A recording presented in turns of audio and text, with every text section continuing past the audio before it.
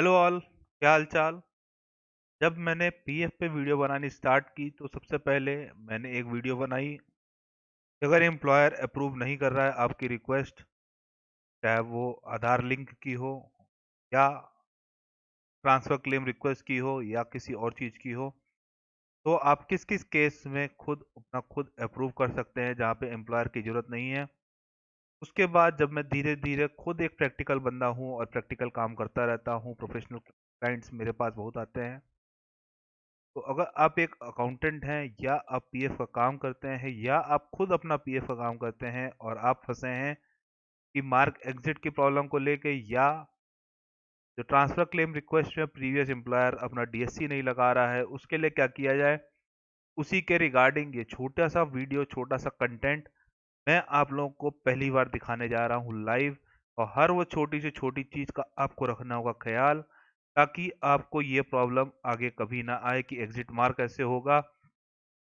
या मैं जो आपको एक ट्रिक देने जा रहा हूँ, अगर प्रीवियस एम्प्लॉयर ने आपका ट्रांसफर क्लेम रिक्वेस्ट को अभी तक अप्रूव नहीं किया है तो उसके लिए क्या करना चाहिए, या ट्रांसफर क्लेम रिक्वेस्ट जो है वो कैसे डालनी चाहिए ताकि आपका काम तुरंत आगे बढ़ जाए और वो कहीं पे भी नहीं रुके। ये video transfer claim request based उनके लिए है जो अभी करंट कहीं ना कहीं काम कर रहे हैं।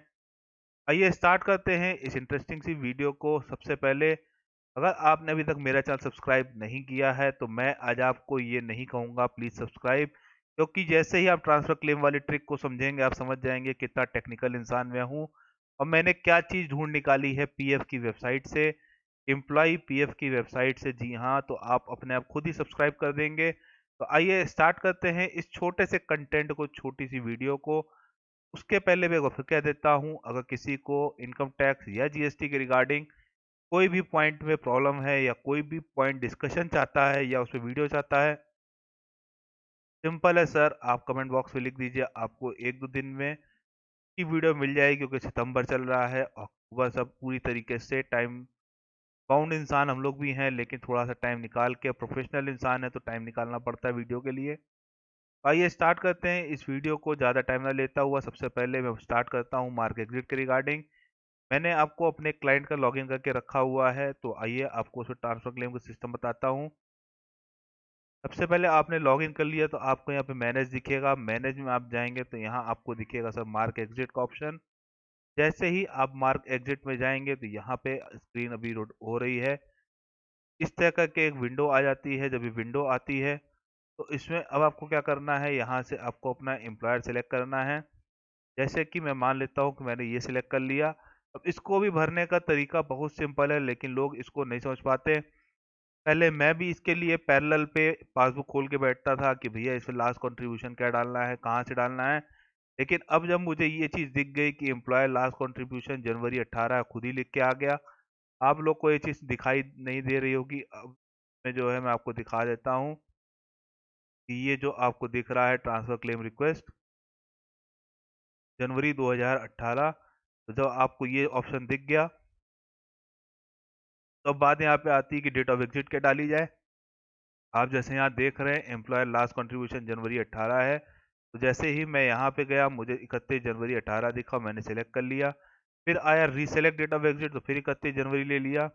फिर आगे बात करें रीजन ऑफ एग्जिट, तो सबसे बढ़िया सीसेशन शॉर्ट सर्विस होता है, क्योंकि ना आप रिटायर हुए होंगे, ना आप सुपर एनुएशन में होंगे, ना आप डिसेबलमेंट होंगे। तो सीसेशन लेके आप आगे बढ़ सकते हैं और यहाँ पे ओटीपी जनरेट करेंगे।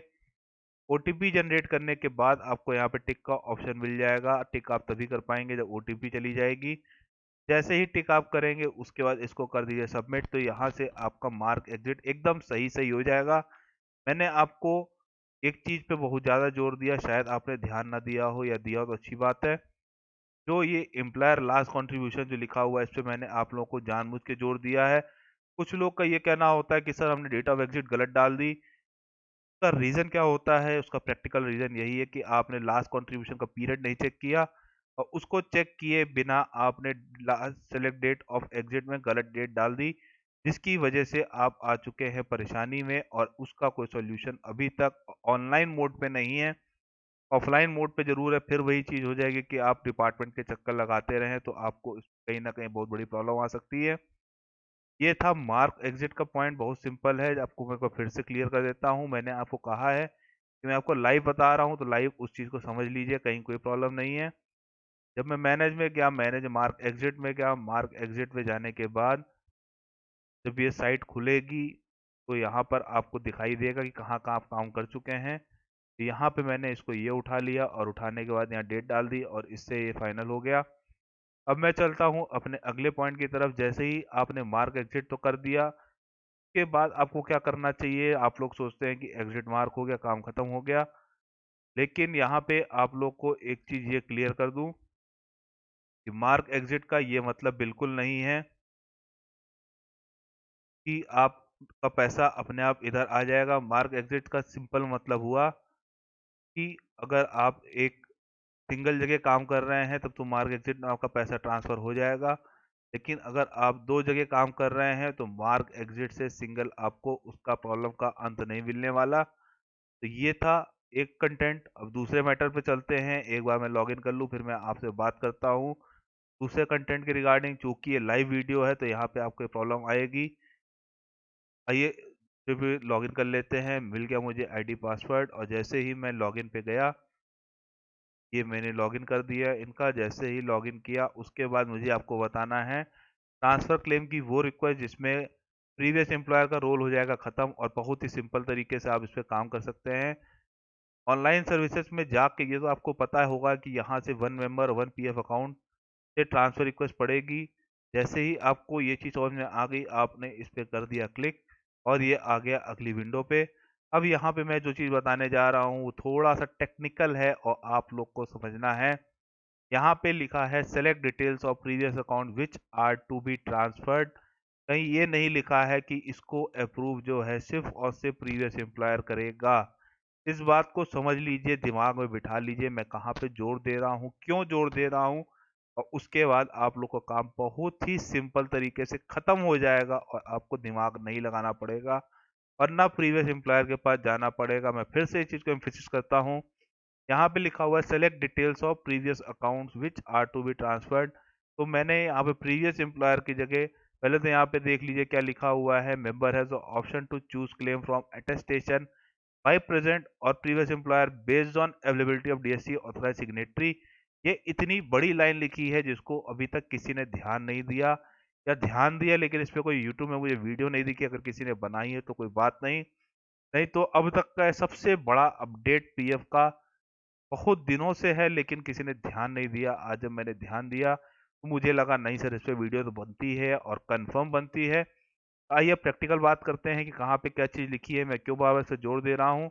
अगर मैं प्रीवियस एम्प्लॉयर के पास चला जाता हूँ तो यहाँ पे प्रीवियस एम्प्लॉयर जो है वो इसको अटेस्टेशन करेगा, यानी उसका डीएससी लगेगा। अगर मैं प्रेजेंट एम्प्लॉयर कर देता हूँ तो प्रेजेंट एम्प्लॉयर इसका डीएससी लगाएगा। बहुत सोचने वाली बात है। सर मैंने क्या बोल दिया, आप लोगों को समझ में आ चुका है। मैटर क्या बन गया है इसमें?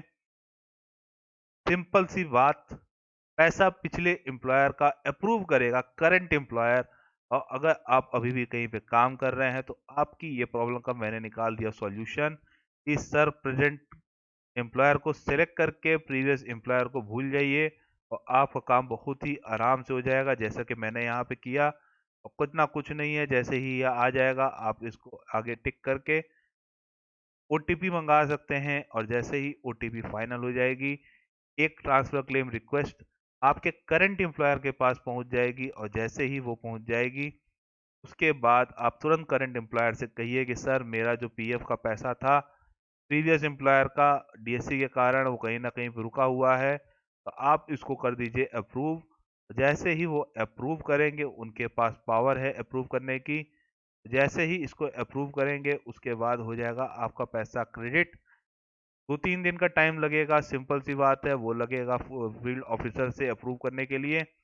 यहाँ पे एम्प्लॉयर का रोल हो जाता है जीरो, यानी कि अगर आप भी प्रीवियस एम्प्लॉयर के डीएससी के चक्कर में या उनसे कांटेक्ट ना हो पाने के चक्कर में अपना पैसा नहीं निकाल पा रहे थे या ट्रांसफर नहीं कर पा रहे थे, उसका सबसे सिंपल तरीका मैंने निकाल दिया। अटेस्टेशन आप करवा लीजिए करंट एम्प्लॉयर से, यानी कि प्रेजेंट एम्प्लॉयर वर्ड यूज किया है इन्होंने। और जैसे ही अटेस्टेशन आप इनसे करवा लेंगे आपका सारा झंझट हो जाना है जीरो। और उसके बाद आप आराम से मौज करिए और आराम से पैसा को क्रेडिट करके यहाँ से रिडीम कर लीजिए। या 1+1 होता है 11 पीएफ में, क्योंकि इससे अच्छा ब्याज का रेट आपको कहीं नहीं मिलेगा।